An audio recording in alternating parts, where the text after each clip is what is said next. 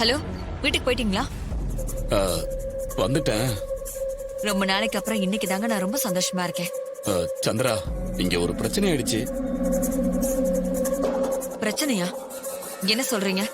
சித்தப்பாவை police arrest பண்ணிட்டாங்க.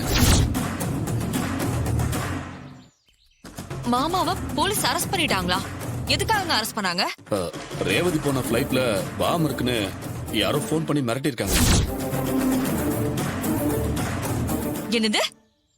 ரேவதி போன பிளைட்ல பாம் இருக்குன்னு போன் பண்ணாங்களா? என்னங்க சொல்றீங்க? சரி, இதுக்கும் மாமாக்கு என்ன சம்பந்தம்? அதுக்கு எதுக்கு மாமாவை அரெஸ்ட் பண்ணணும்? ஏர்போர்ட்டுக்கு போன போன் மிரட்டல் யார் நம்பர்ல இருந்து போயிருக்குன்னு நினைக்கிறேன். எல்லாம் என் சித்தப்பா நம்பர்ல இருந்து தான் போயிருக்கு. அதான் போலீஸ் உடனே வந்து வர தூக்கிட்டு போயிட்டாங்க. என்னது?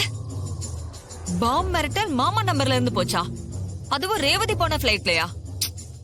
என்னங்க சொல்றீங்க? இதெல்லாம் எப்படி நடக்கும்? எனக்கு ஒண்ணுமே புரியலையே. அதான் சந்திரா, எனக்கும் புரியல. நானும் அவர்கிட்ட என்னென்னமோ கேட்டு பார்த்துட்டேன். அவர் யாருக்குமே போன் பண்ணலன்னு சொல்றாரு. அப்புறம் எப்படி மாமா நம்பர்ல இருந்து போன் போயிருக்கோம்? இல்லனா மாமா யார்கிட்டயாவது போனை கொடுத்தாரா? கேட்டீங்களா?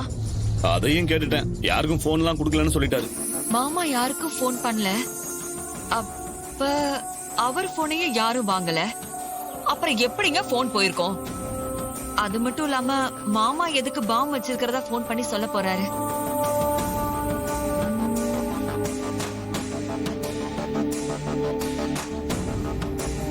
என்னங்க, ரேவதி போன பிளைட்ல பாம் இருக்குன்னு போன் போயிருக்குன்னா அப்ப பிளைட் டேக் ஆஃப் ஆயிருக்காதுல்ல? அப்படியே டேக் ஆஃப் ஆயிருந்தாலும் ரன்வேலயே பிளைட்டை நிறுத்திருப்பாங்களே.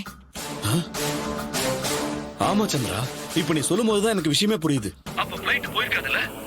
ஆமாங்க, அப்போ கண்டிப்பா பிளைட் ரிட்டர்ன் வந்திருக்கும்னு நினைக்கிறேன். போச்சு, அந்த ரேவதி கனடா போயிட்டான்னு நான் சந்தோஷமா இருந்தேன். இது எப்படிங்க நடந்துச்சு? எப்படி மாமா நம்பர்ல இருந்து கால் போச்சு? சந்திரா, என்ன நடக்குதுன்னு எனக்கு ஒண்ணுமே புரிய மாட்டேங்குது.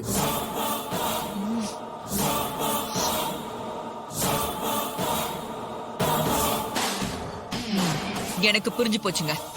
என்ன? எனக்கு தெரிஞ்சு இது எல்லாமே அந்த கார்த்தியோட பிளானா தான் இருக்கும். அவன் தான் உங்களுக்கு தெரியாம மாமாவை மாட்டி விட ஏதாவது ஒரு பிளான் பண்ணிருப்பான். ஒருவேளை பிளைட் திரும்ப வந்துருச்சுன்னா கார்த்திக் கண்டிப்பா ரேவதி கிட்ட எல்லா விஷயத்தையும் சொல்லி இருப்பான். ஐயோ, நம்ம போட்ட மொத்த பிளான் சொதப்பலாயிடுச்சுங்க. சந்திரா, இப்ப எதுக்கு நீ சம்பந்தம் இல்லாம இவ்ளோ டென்ஷன் ஆகுற? ரேவதி திரும்ப வந்தாலும் இல்ல கார்த்திக் கனடாவுக்கே போனாலும் இதுல நமக்கு என்ன ஆக போகுது? நமக்கு எதுவும் ஆக போறது இல்லதான். இருந்தாலும் என்ன இருந்தாலும் இந்த பார், நீ பதட்டத்துல இருக்க, அதான் உன்னால யோசிக்கவே முடிய மாட்டேங்குது. நான் சொல்றத பொறுமையா நல்லா கேளு. ரேவதிக்கு உன் அக்கா பண்ண சதி வேலை தெரிஞ்சிச்சுன்னா ரேவதி சும்மா இருப்பாளா? கார்த்தியை நேரா கூட்டிட்டு வந்து உன் அக்காட்ட சண்டை போட மாட்டா?